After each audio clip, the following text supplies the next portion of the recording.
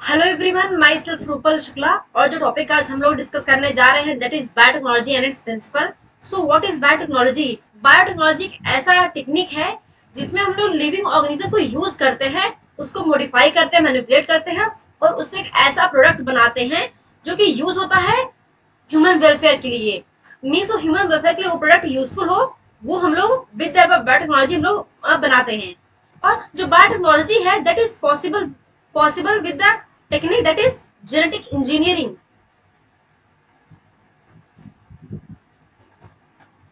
Genetic engineering इसके बिना biotechnology possible नहीं है। और जो इसमें एक बहुत ही इंपॉर्टेंट टेक्नोलॉजी यूज है, रिकॉम्बिनेंट डीएनए टेक्नोलॉजी। और इसको हम लोग आर डीएनए भी कहते हैं, दैट इज रिकॉम्बिनेंट डीएनए। और वो प्रोसेसेस में जो ये यूजफुल है that is in making curd, bread and that is microbe mediated processes. और बायोटेक्नोलॉजी में हम लोग यूज करते हैं जीएमओस, जेनेटिकली मॉडिफाइड ऑर्गेनिजम्स, अपने गोल को अचीव करने के, ताकि हम लार्ज नंबर ऑफ ऑर्गेनिजम्स को या फिर लार्ज नंबर ऑफ प्रोडक्ट्स को हम लोग प्रोड्यूस कर सके। तो फॉर एग्जांपल यूज होता है in case of in vitro fertilisation. Means in vitro fertilisation के केस में भी या फिर टेस्ट ट्यूब बेबी के केस में हम लोग बायोटेक्नोलॉजी का यूज करते हैं, फिर जेनेटिक इंजीनियरिंग का यूज करते हैं। Synthesising A gene and using it means हम जीन के सिंथेसिस में भी हम लोग जेनेटिक इंजीनियरिंग का फिर बायोटेक्नोलॉजी का यूज करते हैं। And developing a DNA vaccine, यहाँ पर भी जेनेटिक इंजीनियरिंग का यूज है, या फिर करेक्टिंग ए डिफेक्टिव जीन या फिर। सो बायोटेक्नोलॉजी में दो कोर टेक्निक्स हैं जो कि बायोटेक्नोलॉजी को इमर्ज करते हैं, फिर उनको लाती हैं। That is first genetic engineering. तो जैसे हमने ऑलरेडी बताया कि जेनेटिक इंजीनियरिंग ने ही बहुत ही हेल्प की है बायोटेक्नोलॉजी को एडवांस बनाने में, फिर इसको यूजफुल बनाने में। तो ये टेक्निक है to alter the chemistry of genetic material. Means ये एक जेनेटिक इंजीनियरिंग ऐसा ऐसा टेक्निक है जो कि जेनेटिक मटेरियल को अल्टर कर देता है और इंट्रोड्यूस करता है उसको किसी होस्ट ऑर्गेनिज्म में, मतलब जिसमें हम करते हैं इसको इंट्रोड्यूस या फिर जिसमें इंसर्ट करते हैं उसको कहता है होस्ट ऑर्गेनिज्म। और दस change the phenotype of the host organism. और उस ऑर्गेनिज्म की फिनोटाइप मींस उसकी आउटर स्ट्रक्चर को या फिर उसकी जो आउटर लुक है उसको हम लोग चेंज कर देते हैं। Second point, maintenance of sterile term होता है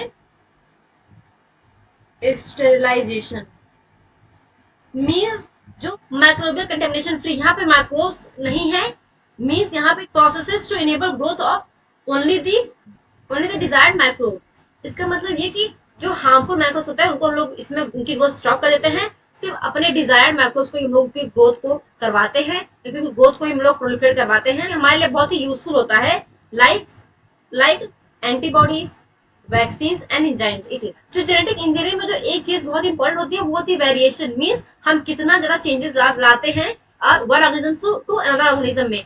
तो इस केस में जो एसेक्सुअल रिप्रोडक्शन है वो बहुत ही लेस एडवांटेजियस है than sexual reproduction. Means sexual reproduction का जो एडवांटेज है वो ज्यादा है ओवर दी एसेक्सुअल रिप्रोडक्शन, क्योंकि जो एसेक्सुअल रिप्रोडक्शन है वहां पे कोई भी चेंजेस नहीं होती हैं, वो अपने प्रिजर्व करता है जेनेटिक इंफॉर्मेशन को। लेकिन जो सेक्सुअल रिप्रोडक्शन होता है वो क्या करता है, provides opportunity for variation and formulation of unique combination of genetic setup. Means sexual reproduction में जब दो पेरेंट्स मिलते हैं तो उसमें चेंजेस आते हैं। और सेक्सुअल रिप्रोडक्शन में सिंगल पेरेंट होता है, तो वहाँ पे सारे जो जेनेटिक इन्फॉर्मेशन होती है वो same as it is preserve होती है, कोई चेंजेस नहीं आते हैं। Traditional hybridisation procedure used in plants and animal breeding.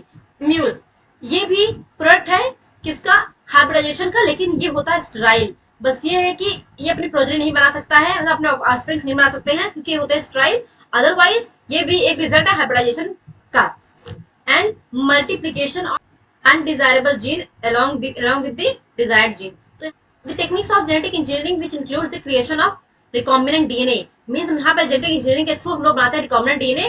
और टेक्नोलॉजी है that is recombinant DNA technology, use of gene cloning and gene transfer overcome this limitation and allow us to isolate and introduce only one set of desirable gene without introducing undesirable gene into the targeted organism. Means अब genetic engineering या फिर recombinant DNA के through हम सिर्फ वो desired gene को ही introduce करवाते हैं जो हम चाहते हैं, लेकिन विदाउट इंट्रोड्यूसिंग अनडिजायरेबल जीन। हम इसमें हमको अनडिजायरेबल जीन को इंट्रोड्यूस कराने की कोई जरूरत नहीं है, सिर्फ डिजायर्ड जीन को इंट्रोड्यूस कराते हैं। प्रिंसिपल्स ऑफ बायोटेक्नोलॉजी इंक्लूड्स, तो इसमें क्या क्या प्रिंसिपल्स है इसके?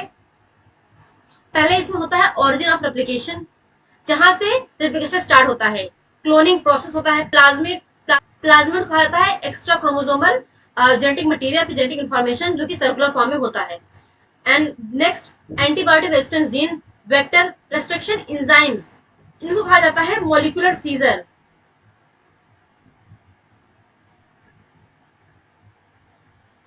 जो रिस्ट्रिक्शन एंजाइम है उसमें दो होते हैं, एंडोन्यूक्लियस,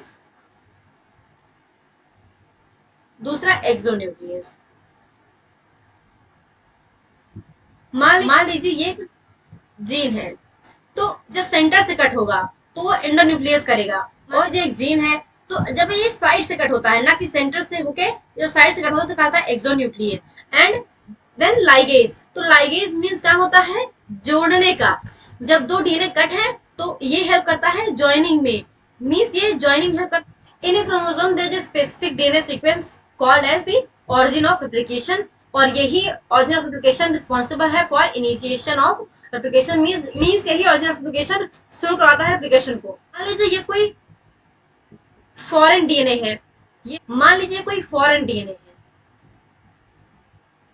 फॉरेन डीएनए, ये है प्लाज्मिड। अब इन दोनों को कट किया गया, cut by restriction enzyme. Restriction enzyme से यह है जिसका आता है मॉलिक्यूलर सीजर, इसे से दोनों को कट किया गया। तो जो फॉरेन डीएनए हुआ कुछ ऐसा, ऐसे से टुकड़े हो गए मान लीजिए, और ये भी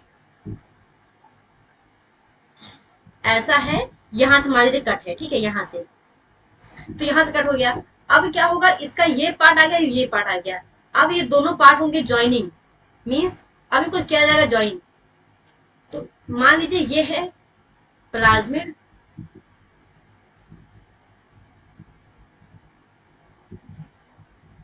और इसमें फॉरेन डीएनए को ऐड कर दिया, ये है फॉरेन डीएनए, और ये है, और अब इसको इंट्रोड्यूस कराया गया, मींस क्या गया, ट्रांसफॉर्मेशन। ट्रांसफॉर्मेशन ट्रांसफॉर्मेशन किया गया इसका होस्ट में। होस्ट में, होस्ट है मान लीजिए बैक्टीरिया, कौन सा बैक्टीरिया? ई कोलाई, और इसमें साल्मोनेला टाइफ्यूरियम जो होता है बैक्टीरिया वो यूज होता है, और इसमें बैक्टीरिया में ये वाला जेनेटिक मटेरियल आ गया, मान लीजिए पूरा ऐसे ऐसे है। तो अब ये करेगा डिवाइड, डिवाइड जब यहाँ पे सेल डिवाइड किया, cell divide, bacteria divide, quarantine है या फिर, और जो प्लाज्मिड होता है कहा था autonomously replicating circular chromosomal DNA, जो कि एग्जाम पढ़ो बहुत इंपॉर्टेंट है, of Salmonella typhimurium. This makes a new combination of circular autonomously replicating DNA created in vitro and known as recombinant DNA, जैसा कि हमने ऑलरेडी बताया। And this DNA is transferred into Escherichia coli, bacterium closely related to Salmonella, और ये क्या करता है, replicate करता है using the new host DNA polymerase enzyme and make it multiple copies. Or the ability to multiply copies of antibiotic resistance gene in E. coli was called cloning of antibiotic resistance gene in E. coli. इसके 3 basic steps हैं, that is identification of DNA with desirable gene, second introduction of the identified DNA into the host, third maintenance of the introduced DNA in the host and transfer the DNA, means हमें अब उस introduce DNA को maintain करना है, उसको transfer करना है progeny में। So this is the end of the video. अगर आपको वीडियो अच्छी लगी हो तो please like share subscribe to my channel. Thank you.